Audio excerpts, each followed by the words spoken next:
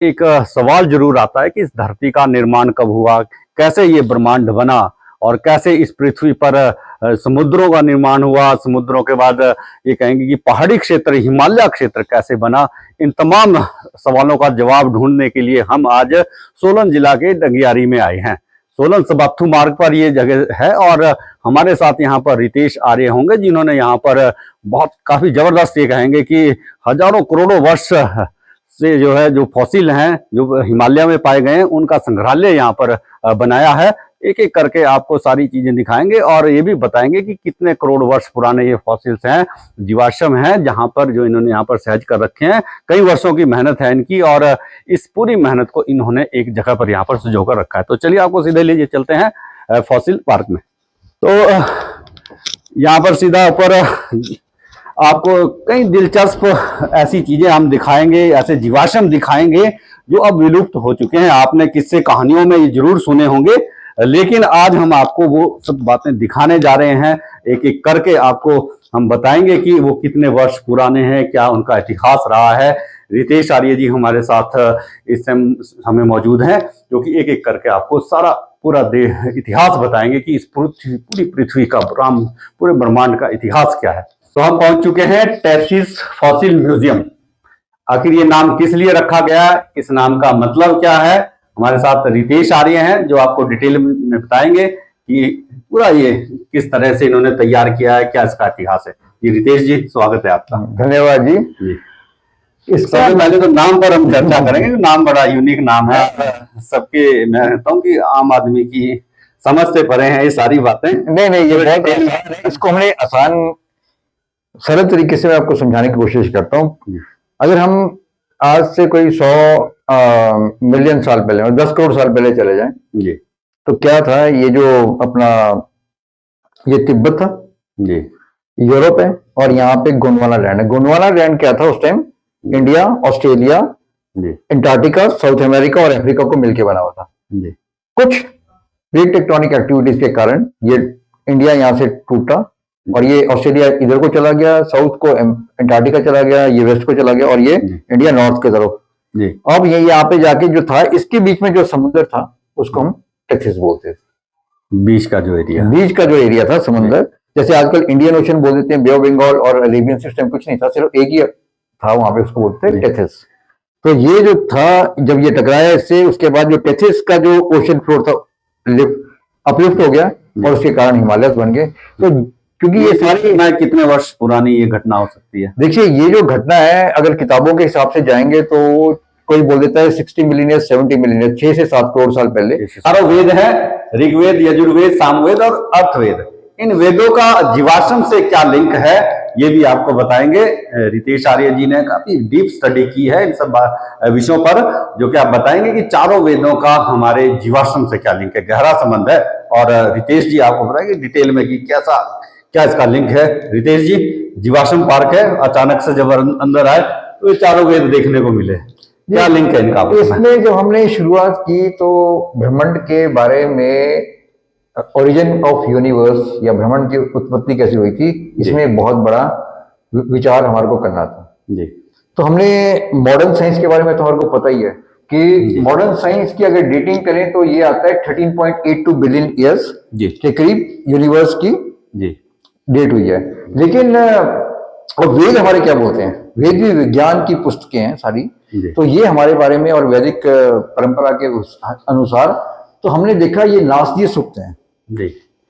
तो उनमें से एक हमने लिया है, ये हिम्स ऑफ क्रिएशन है। सारी ये बताता है कि जो यूनिवर्स है, सृष्टि है, कैसे उत्पत्ति हुई है, इन सब के बारे में। तो उसमें से हमने एक लिया जो अनसर्टेनिटी उस टाइम थी, वही अनसर्टेनिटी इस टाइम है। और जब मैथमेटिकल कैलकुलेशन वैदिक परंपरा के हिसाब से की गई तो उसकी भी उम्र 13.81 बिलियन है। यानी जो धरती है वो, धरती नहीं, यूनिवर्स की बात, यूनिवर्स की बात हो रही है अभी, जी, ब्रह्मांड की बात, ब्रह्मांड। तो ये आती है और ये 13 ऑलमोस्ट सेम है। मेरे को लगता है कि जो हमारे वेद कहते हैं कि हमारी जो ब्रह्मांड है वो 13.81 बिलियन ईयर्स ओल्ड है। हाँ, और हमारी साइंस कह रही है 13.82। तो ऑलमोस्ट इन्होंने उसकी कॉपी करने की कोशिश की है। हाँ, तो अब ऐसा होता है, जब ये पत्थर बन रहे थे उसके साथ साथ जब लास्ट प्रोडक्ट होता है सिलिका होता है और इसमें और पानी आ जाता है। जो केमिकल रिएक्शन होते हैं। तो पानी भी बन रहा था और रॉक्स भी बन रहे थे। लेकिन जो खास बात थी, जब ज्वालामुखी आता है तो उसके साथ जो केमिकल्स आ रहे हाँ थे, जी। उसमें क्या होता है, अब ये देख रहे हो सारे, जी बिल्कुल एक बहुत ही विचित्र तरह का पैटर्न बन रहा है। तो नीचे नीचे जो है ये रॉक पैटर्न है, जी ये वाला, और ऊपर ऊपर क्या है, ये सारे लाइफ फॉर्म्स हैं। तो जो सबसे पहले जी आप कह सकते हो जीव जंतु बने थे, उनको बोलते हैं स्टोमेटोलाइट्स या कई। जी। तो ये वो हैं, इसी से जीवन की इसी उत्पत्ति से जीवन, मतलब केमिकल्स थे, तो केमिकल्स ने क्या किया, वो जब उस टाइम तो ऑक्सीजन थी नहीं, तो उस टाइम ग्रीन हाउस गैसेस थी। ये जो ऑर्गेनिजम्स थे ये ग्रीन हाउस गैसेस लेते थे और ऑक्सीजन छोड़ते थे। अगर आप कहेंगे कि ऑक्सीजन कैसे आई इस धरती पे, जी तो ये ऑर्गेनिजम्स थे जिनकी बदौलत ऑक्सीजन यहाँ पे आई है। ये कितने वर्ष पुरानी ये घटना कितने है? वर्ष है, ये 3.5 बिलियन साल से शुरू होके जी। 1.5 बिलियन साल तक इनका टाइम रहा। तो अप्रोक्सीमेटली हमारे को 3 बिलियन साल लग गए ऑक्सीजन लाने में।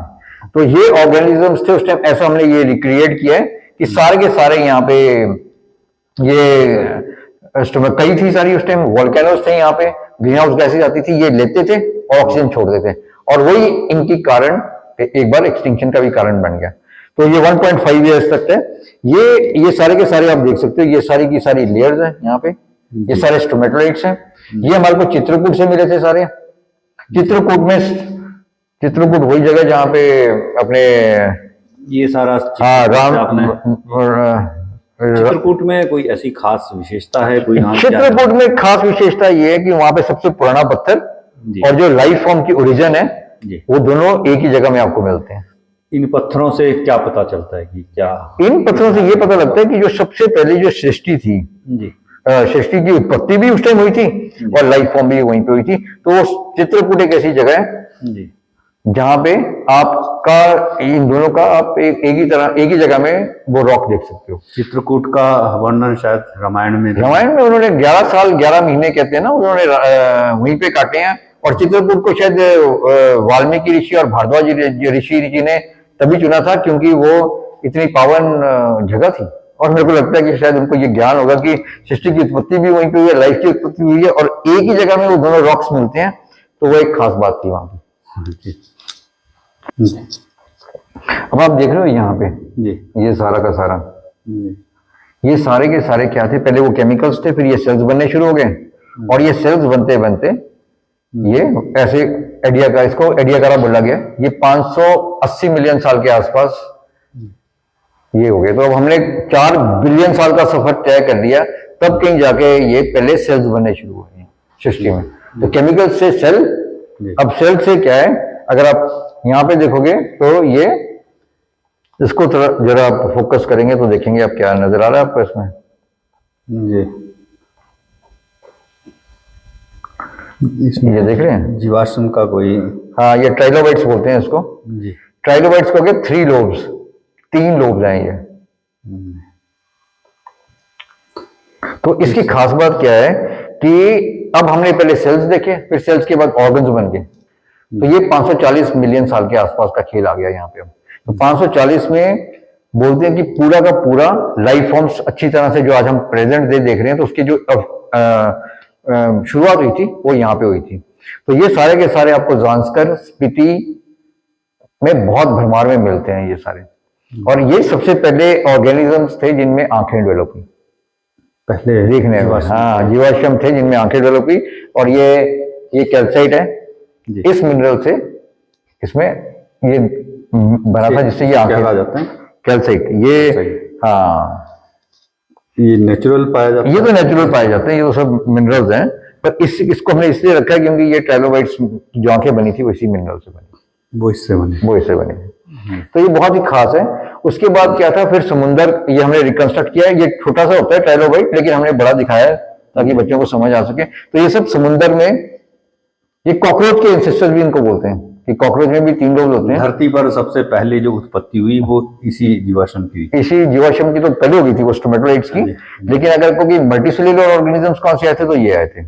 और ये जो छोटे पत्थर हैं, ये सारे के सारे जो है ये एकिनोडर्म्स हैं। ये सारे के सारे हमारे को बताते हैं कि मरीन लाइफ जी इसमें देखोगे अगर हम ये जो है ना, ये सारे बड़े बड़े जो हैं, जी ये सारे वैसे हैं। अगर इनका इनका जो हमने तोड़ा इनको, तो इनमें एक ये ऐसे था। ये अगर आप देखोगे तो इसको हम कैसे देखते हैं कि ये देखने में तो वैसे क्या लग रहा है, ये देखो गोलाकार है। गोलाकार है और ऐसे लग रहा है जैसे पत्थर है, जैसे नदी का पत्थर है। लेकिन हम कैसे बोलते हैं कि ये एक तो हम देखेंगे कि ये फॉसिल है, ये पत्थर नहीं है।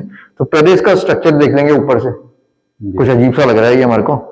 फिर हमने जब इसको तोड़ा तो इसमें दो तरह से पैटर्न आता है। एक तो एक रेडियल पैटर्न है, इसमें कंसेंट्रिक रिंग्स हैं, और एक रेडियल पैटर्न आ रहा है ये रेडियस की तरह यहाँ पे, और एक कंसेंट्रिक रिंग है। तो इससे पता लगता है ये पुराना कोई जीव जंतु होगा। तो इसको कई हाइड्रोजोन्स बोलते हैं, कई एकिनोडर्म्स बोलते हैं, पर अब इसमें रिसर्च बाकी है। ये हमारे को पिछले साल ही मिला है। और कहाँ पर मिला था? ये बड़ी खास बात हमने पूछी। ये हम गलवान में आर्मी के लिए काम कर रहे थे, जब लड़ाई लड़ी थी इसकी। तो वहां पे हम लद्दाख से कम ये 200-250 किलोमीटर आगे जाके, जहाँ पे गलवान की लड़ाई हुई थी, वहां पे हम काम कर रहे थे। उसके आगे एक जगह है भुरसे, 100 किलोमीटर आगे जाके, तो वहां पे भी हम गए थे। तो जब वहां पे हम एक्सप्लोरेशन का काम कर रहे थे, तो हमारे को ये वहां पे मिले। उसका नाम है भुरसे। ये अगर आपको हिंदू कुश से कम डीबीओ से ये कोई 100 किलोमीटर पहले है। तो ये बहुत ही इंटरेस्टिंग चीज है। कितना पुराना लगता है ये कम से कम ये होगा कोई क्रिटेशियस, जुरासिक और क्रिटेशियस टाइम्स का होगा। ये 70-80 मिलियन साल से ज्यादा होगा, या 100 मिलियन, 70 से 100 मिलियन साल पुराना।